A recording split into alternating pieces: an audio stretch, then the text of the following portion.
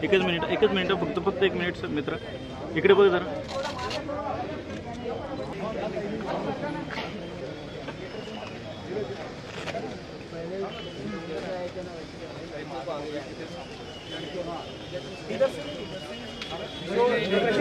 दोन विद्यार्थ्यांचा अगदी क्रूरपणे जी हत्या झालेली आहे, तर त्या हत्यारांना शोधून काढणे आणि त्यांना अगदी कडक ते कडक शिक्षा द्यावी हीच माझ्या सगळ्या विद्यार्थ्यांकडून पोलीस खात्याला विनंती असणार आहे. आणि त्यासाठी आम्ही आज सगळे विद्यार्थी आणि माझे सगळे विद्यार्थी आम्ही सगळे इथे जमा झालेलो आहे आणि ह्या गोष्टीचा निषेध म्हणून आम्ही इथे आलेलो आहे की अशा प्रकारच्या हत्या जर इथे विद्यार्थ्यांबरोबर जर विद्यार्थ्यांच्या अशा हत्या झाल्या इकडे, तर असं विद्यार्थ्यांना इथे सेफ्टी वाटणार नाही आणि त्यामुळे मुलांमध्ये जी असंतुष्टता आहे ती पसरत जाईल आणि हे त्यांच्या शिक्षणाच्या दृष्टीने चांगलं राहणार नाहीये. एवढंच मला म्हणायचं आहे. आणि पोलीस खात्याला माझी नम्र विनंती आहे की त्यांनी लवकरात लवकर त्या गुन्हेगारांचा शोध घ्यावा आणि त्यांना आणि सदरील आमच्या विद्यार्थ्यांची सर्वांची एकच मागणी आहे, सर्व विद्यार्थी एकच मागणी करू इच्छितो की जे काही झालेलं आहे ते सगळं सुपरफास्ट कोर्टात हा खटला चालवण्यात यावा आणि त्यांना पकडून त्यांना कठोर शिक्षा करण्यात यावी. बस यासाठीच आम्ही सर्व विद्यार्थी रस्त्यावर उतरलो आहोत आणि प्रत्येक वेळेस उतरू.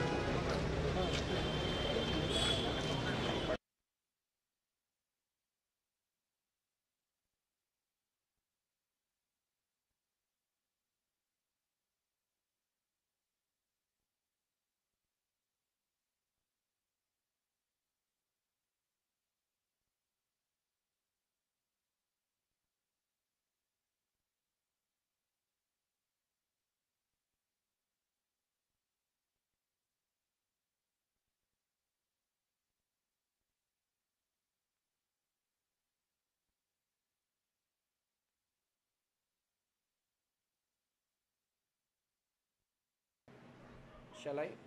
आणखी कोणी आले? No, there are others. नहीं, उनको भी सेट.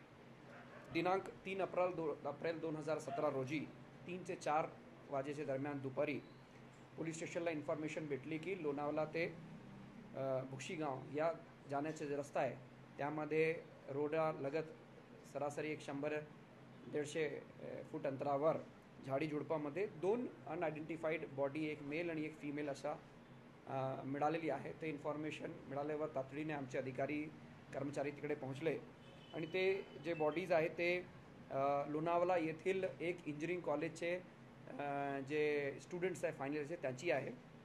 त्याची ओळख पटलेली आहे. त्यामध्ये जो मुलगी आहे ते पुणे जिल्ह्याची असून जो मुलगा आहे ते नगर जिल्ह्याचे आहे. ससून हॉस्पिटलमध्ये या दोघांच्या पोस्टमॉर्टम जे आहे ते डॉक्टरांचे एक कमिटीचे द्वारा करण्यात आलेला आहे आणि त्यांचा फायनल रिपोर्ट आता अवेटेड आहे. इन्व्हेस्टिगेशन साठी आमचे इन्व्हेस्टिगेटिंग ऑफिसर जे आहे PI लोणावळा आहे आणि त्यासोबतच समांतर तपास हे स्थानिक गुन्हे शाखाचे प्रभारी अधिकारीकडे आहे आणि या सर्व जे जिल्ह्याचे अधिकारी कर्मचाऱ्याचे असे 8 स्क्वॉड्स तयार केले आहेत. त्यामध्ये 12 ते 13 अधिकारी असून सायबर सेलची पण सुद्धा आपण मदत घेत आहोत.